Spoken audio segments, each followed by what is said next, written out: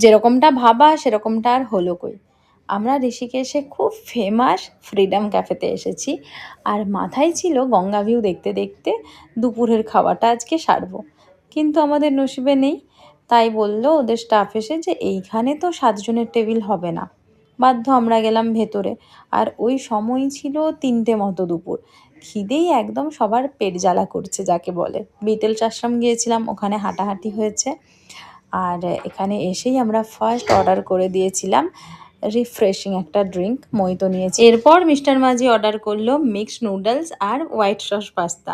তো এগুলো সবাই একটু একটু খেলাম, কিন্তু ওই যে বাঙালি মানুষ ভাত ডাল ছাড়া দুপুরে চলে কিভাবে? আর মা বাবা তো এসব খেতে পছন্দই করে না।